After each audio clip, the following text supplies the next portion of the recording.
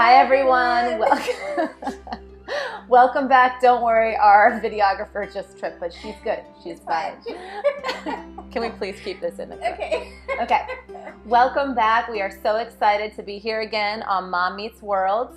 And today we are talking about a subject very true to my heart, conscious pregnancy.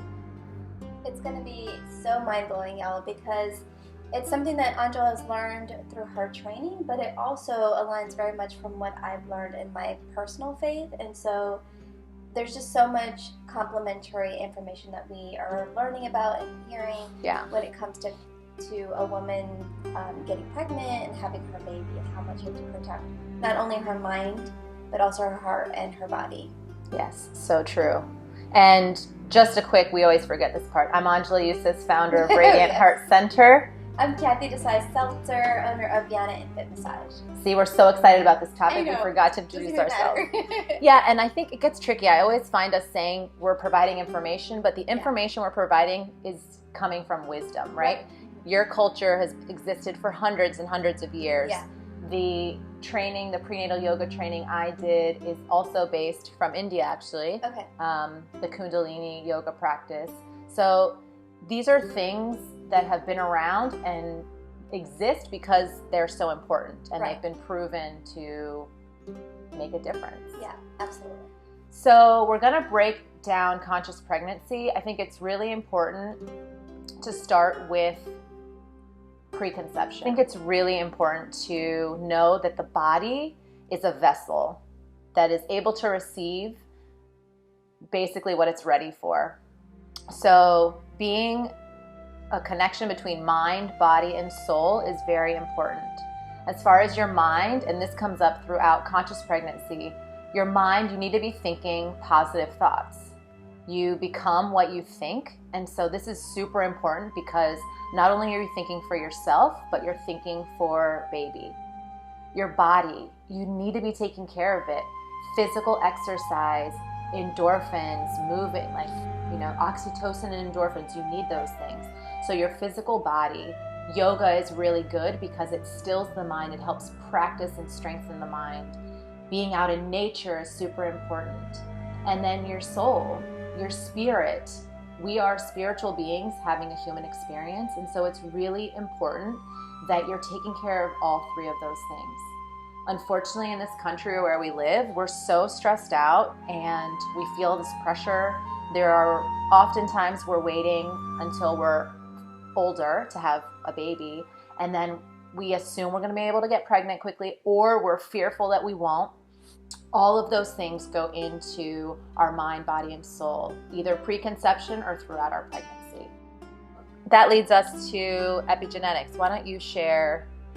Yeah, so I think science is now sort of catching up to what sort of the spiritual world has known for such a long time. And Bruce Lipton, who is a scientist, has learned and studied a lot about epigenetics, which is really that you can control what happens to your body with your thoughts. Mm-hmm. And there's no time more important than when you're pregnant. Mm-hmm. And so like Angela said, it's not just important that you take care of your body, exercise, eating healthy, but it's important that you take care of your mind.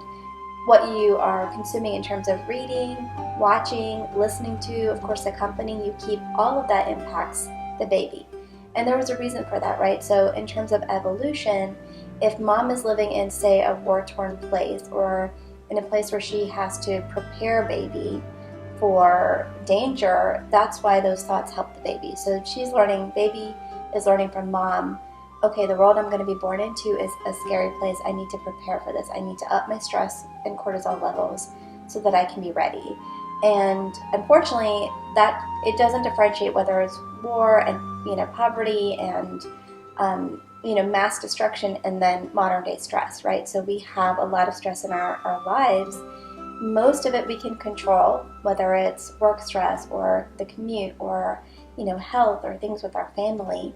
And so we know that stress won't go away. It's a necessary part of life. But if we can talk to babies, so mom had a really bad day, my coworker yelled at me, or I got really frustrated with the traffic on the road, and talk baby through it. But mom's okay, mommy's gonna take a bath or take a walk or read some books. and I will manage my stress. So baby understands that, okay, there was stress here, because actually the taste of the amniotic fluid changes when mom is stressed, which is amazing. Like, so crazy. There's so much we still don't know, I think, about the pregnancy experience, but mom is preparing baby for the world baby's going to be born into. But we don't want baby to come out stressed because of modern day stresses. And so you want to have a conscious pregnancy, talk through baby, manage your stress as much as possible so baby doesn't come out as stressed as your thoughts led to. They're also finding, a recent study found that toddler tantrums, and I love this because we're going to talk a little bit about some energy healing work that we've done, but toddler tantrums are connected to maternal stress. And say it again. Yes, toddler tantrums are connected to maternal stress, and I've been experiencing this firsthand. I have a 3-nager at home, and we had some really bad, explosive, long-lasting tantrums, and I worked with an energy healer to resolve them. But after I worked with her, I saw that article, I think it was on Motherly, which is a pretty, common publication a lot of moms read. And it said maternal stress and toddler tantrums are related. I don't remember being that stressed in terms of her tantrums. I don't see that how they match. But whatever experience, whether it was stress in planning a baby shower, or, oh, what if I have gestational diabetes? My family had that. Or I don't want to have a cesarean, or I don't want to be in a hospital. All of those things my baby felt and held on to. And that later manifested with her tantrums. And so, we're saying this from experience. It's so critical that you manage your stress and you think about your thoughts when you're pregnant. Another really interesting idea is this concept of MacroKemmerism. So the idea is that after a woman gives birth, the cells of her baby's body stay in her body. And when she is sick, if she's got an illness or trauma, those cells come to her aid to help in her recovery, which is just amazing. So when we say our babies or our children are in our hearts, they literally are in our hearts. We have the cells of our children in our hearts long after they're born. And so that's another reason why what you consume in terms of food, in terms of thinking, and in terms of emotions during pregnancy is so important. They say that a newborn is born pre-polluted with 80,000 chemicals in their body, just from our environment. 80,000? 80,000 chemicals from the food that we eat, from the places that we live. And so some of that we can control, like by eating organic food or reducing exposure to environmental things like smoke. And some of it we can. It's just unfortunately a reality of our community, the way we live today. Wow, that is amazing. And it's so true. I mean, everything is connected. We know that everything is energy, right, and everything is connected. It's amazing how powerful what the mom has experienced, how it can impact the baby. Yeah. And I want to say, as far as the person you were mentioning, yes, Tina Minert, who does stress release sessions, she has been a gift for me, and then I shared that with Kiati. Yes. I've been working with Tina for 6 years, and she really explains that what the mother experiences physically, emotionally, obviously impacts baby because they're sharing the same blood and the same space. And what baby experiences impacts mom because they're sharing the same blood and physical space. And so I think that's a really important thing. We just don't think about it. And Tina is amazing. She is just really gifted in helping people sort through their feelings, whatever's coming up as stressors in your life, to then be able to move through them. And it helps mom and also therefore helps baby. Yeah, right? Absolutely. So it's hard to kind of put into words what Tina's work is and how she's supportive, but she does stress release sessions. We'll share her contact below because she's been so vital to both of us. She's happy to do a 20-minute consultation, see if she's able to help you and that you align well, but we highly recommend.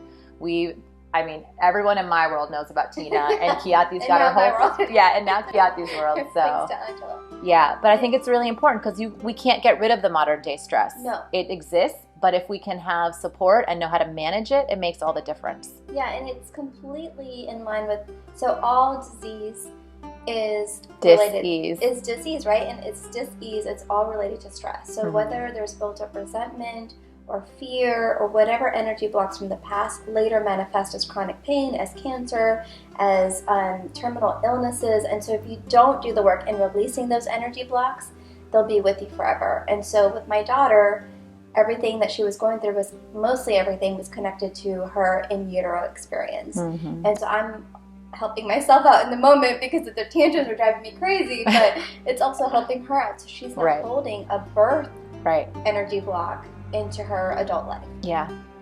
And speaking of all this thinking and how powerful our thoughts are, when I, on my third pregnancy, I knew something was wrong. And I knew, like, there was feelings and emotions. I was having some cramping. I was having a little spotting, and I got really scared.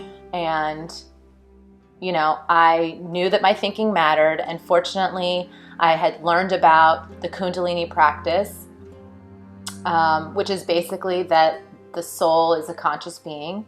And I'll explain that in a little bit. But I was just really scared. And in the Kundalini practice, they talk about how important it is that in your daily practice of being pregnant, you walk, you pray, you meditate, you chant. You really take care of your body so that you're calm, because that reflects to baby. So something was wrong.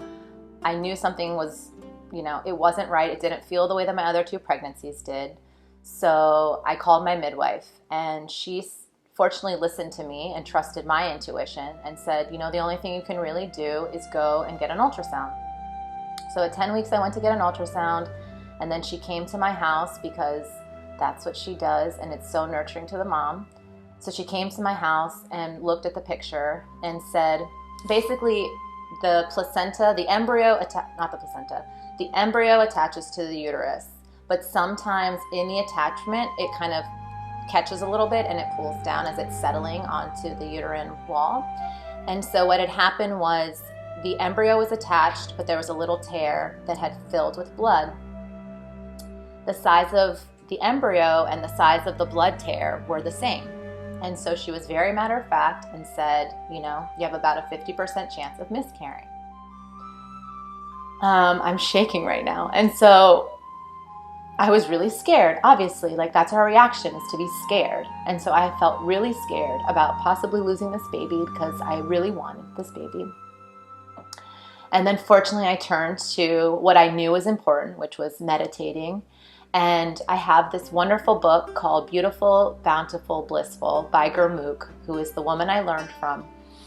And the book is set up into trimesters. And so the first trimester, second trimester, third trimester, and it gives you meditations for each trimester. And so I opened up the book, and one of them was on, the meditation was basically, I won't say the meditation, but because I can't remember it right now. But I used this meditation, and every time I felt scared, I would say the meditation. And it's really important to say things out loud too, because when you say it out loud, you're also then using your ears and you're hearing it. So you're like doubling the information coming in. And every time I got scared, I would say the meditation. And then I just decided every morning and every evening, I'm going to say this meditation. And if I were to start thinking fearful thoughts, I would switch and I would say the meditation. And oftentimes I would get choked up and cry, but I knew that it was making a difference. And I literally saw within a few weeks this transformation from being in such a fear-filled place and so worried about losing this baby to like, we're good. I know we're good. I know I'm connected to this baby, and he or she is going to make it. And he did. I have my little Mateo now. So it's so powerful, and I was so grateful that I had that experience, because I was able to change my thoughts and assure that he would be here. So I can't stress enough how amazing and powerful this practice can be. Thank you for listening, and just know that, sometimes even if you do use meditations, it may not help baby stay, but everything works for a reason. Everything I shouldn't say everything works for a reason, but sometimes a soul is just not ready to come. It's not the right timing because there are other things, like you were saying, with the mom being in a war zone, or like it just may not be the right time. The Kundalini Yoga practice comes from India, obviously. The guru who brought it, Yogi Bhajan, came to the United States in 1969. He said women are 16 times more intuitive than men, and so we have to stop teaching yoga only to men in elite status and high class. And so he brought this practice, started teaching women, and it's so important that we know this information. And in the Kundalini practice, the 120th day after conception is really important. Obviously, when a baby is conceived, there is the subtle connection between the cells of the embryo and the soul that's going to be incarnated. But on the 120th day after conception, they believe that the soul finally comes to fully inhabit the body it's been given. And so from that point, and even they do a 120th day celebration where the mom can invite family and friends just to come and say, okay, baby, full soul, they're accepting this body. Here we are, like full body and full baby, mind, spirit, soul are here within me. And it's so beautiful, right? To celebrate along the way, especially because in this country, we're told, like, don't tell anyone you're pregnant until 12 weeks. And now if you're older, they sometimes say through the first 20 weeks. It just blows my mind because all of those things impact how the mom is thinking, right? It's the fear. You operate in two ways, through love or fear. There's no middle ground. You're either moving through life with love in your heart or you're moving through life with fear in your heart. And I think that really speaks to what women experience in this country, especially. Everything is fear-based. I know. Right? Like, don't tell anyone you're pregnant. And not that that's uncommon, but Angela, maybe if she had followed a more traditional path, her pregnancy would have been filled with much more fear than she actually had. So she looked to meditation. She looked to love. She followed her intuition. If she had been in the hospital, they would have said, okay, 50% chance, and that would have been in her head, and she would have, really had not such a positive experience. And so we want to also, through this process, help change the birth experience for moms in America. It doesn't have to be a scary, traumatic, experience. It can be beautiful. Of course it's hard. Of course it's life-changing. Of course there's so many factors to take into account. But I think so much of what we experience is because we're made to be fearful. Yeah. And there's a reason for that. When people are scared, you can control them. And we're going to talk a lot more about that when we talk about the maternity care and the history of the OBs. Yeah. But it's about making women feel scared, making women feel disempowered, weak. All of that is... And some of it's unintentional, right? Like, I think some of it's unintentional because it comes with your training. Yes, that's true. That's and how they're so trained. Doctors used to go house to house. Yeah. And then it was like, oh, it's easier if people come to us. But like in anything, when someone comes to you, you kind of are put in this submissive place of following along. And a lot of women give over their power in that situation where... The minute they put on the... they put on... Yeah, you're like, okay, you're in charge. But what you're bringing up is really important. The birth experience is also something to be really conscious about. And again, this goes back in this practice and in your traditions as well from India. The belief is that the baby, the soul, chooses you to be the parent. Correct. Which is so beautiful, right? Amazing. Because you're gonna mess up a lot. You're gonna maybe yell or cry or feel like you don't know what to do. But the baby can handle it. I mean, that they chose you. They kind of like, okay, I'm coming into this crazy. They know what they're getting and they choose you. And so nothing you can do can really hurt them too much. And I mean, there are extremes, but obviously, generally babies choose you, and it's such a beautiful thought. And so for the birth, if a mother can really listen in, and I'm going to read a quote because I think it's really important to know that these first the 9 months of pregnancy are very important to the development of a child. I don't need to read the quote. That's basically what I wanted to say. How we're thinking matters, and trusting that this baby chose you. If you know you have baby within you, that the soul is there, a conscious pregnancy. You are talking and communicating to this baby all the time. You need to slow down and listen. Baby knows how they want to come into the world. Baby's communicating things to you. So it's really important to quiet the noise around, quiet what other people think, even your family, right? A lot of people are like, I want to do this, but my mom is scared, and we, tune into yourself, because you and baby can create the experience. And as far as birth, I love to tell the pregnant mamas I work with, when you're in labor, know that you and baby are journeying together. Every contraction or surge, whatever you choose to call it, is one closer to your meeting. And when you feel, because it's labor, you are laboring, you're working hard, when you feel like you're tired, know that baby is too, but you're like, do it together. You're doing it together. How beautiful is that? We're so stuck on the wheelchair mama coming in screaming like the baby's about to come out, and we don't take time to even figure out how we feel about birth. But if we connect with baby through our pregnancy and we talk to them like, what feels right to us? Okay, this feels right. It can make all the difference. So my belief, and also in the yogic practice, is the way that a baby is born completely impacts motherhood. There's a direct correlation because it's their first entrance into this world, which is all very new. Yeah. So the sounds, like music, is such a critical. Music, candles. I made playlists. Yes. I had essential oils, candles. The environment is so important. And you can say things, I think it's just knowing ahead and thinking those things through. Yeah. What matters to you? What is important? And oftentimes, wherever you're birthing, people will try to accommodate that. Mm-hmm. So use your voice and speak your truth.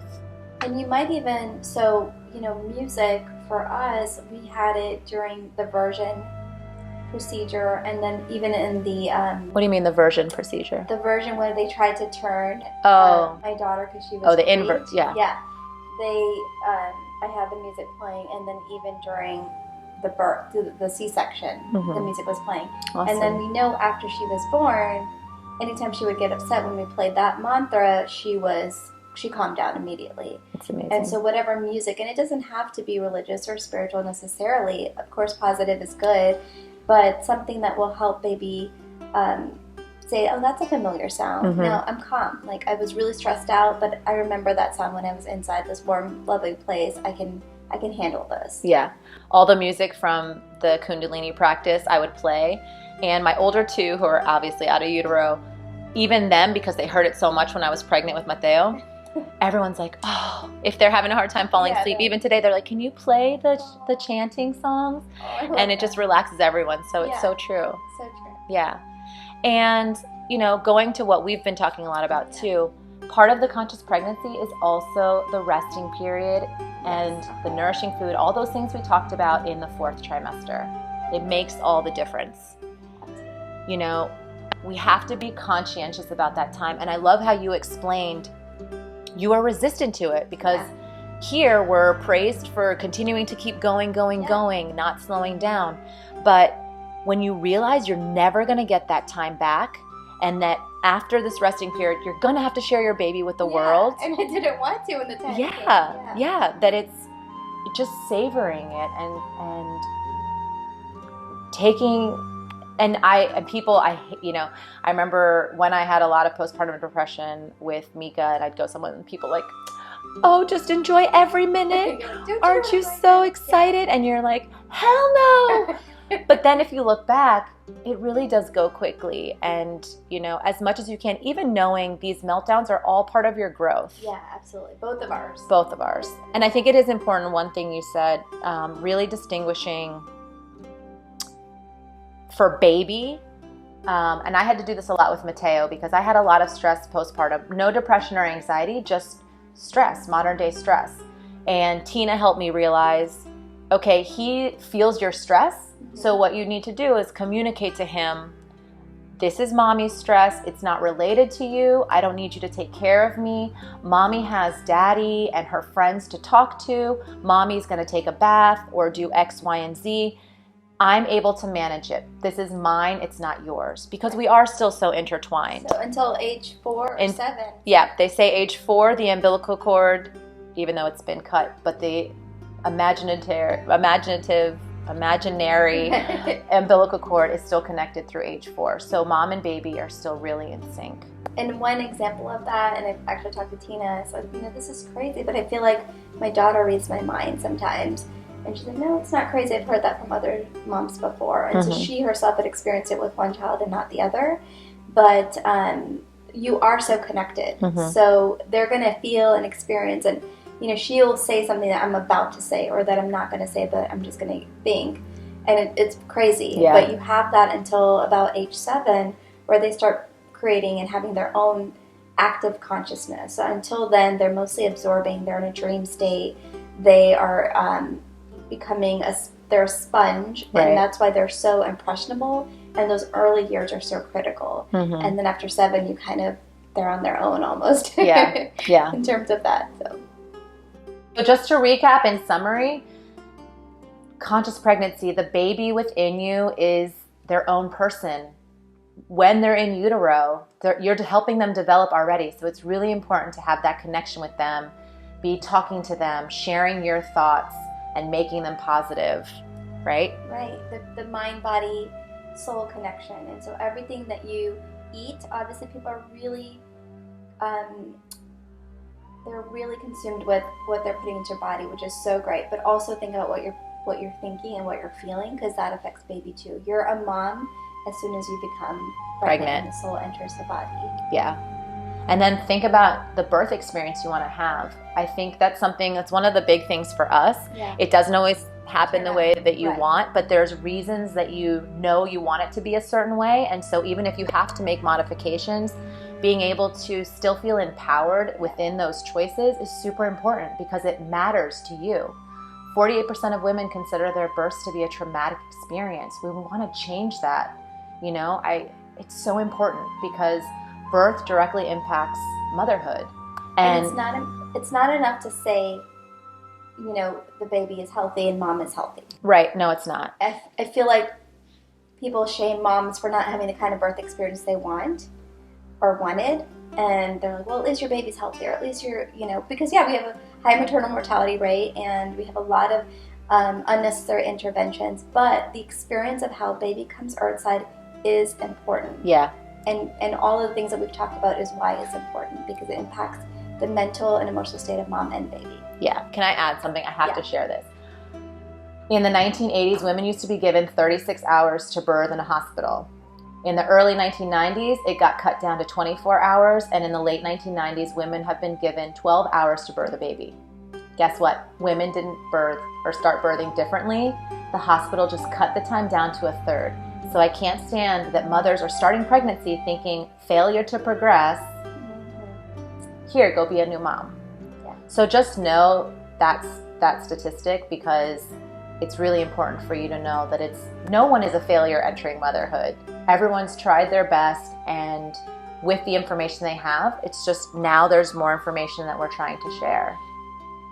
And also just, making sure that you take the care that you had during your pregnancy through the first 40 days or however long you choose, because that is really the window of conscious pregnancy. It goes through that resting period as well, because it's so vital for you and baby to gradually enter the world as both a new child in the world and as a new mom in the world. Thank you so much for joining us. You can find us on Facebook, social media, on Facebook and Instagram. Connect with us below. Share with us your experience. Were you aware of conscious pregnancy before? Are you interested in learning more? We'd love to connect. We'll see you next. And as they say, ain't no hood like motherhood. Thank you for joining us. Bye.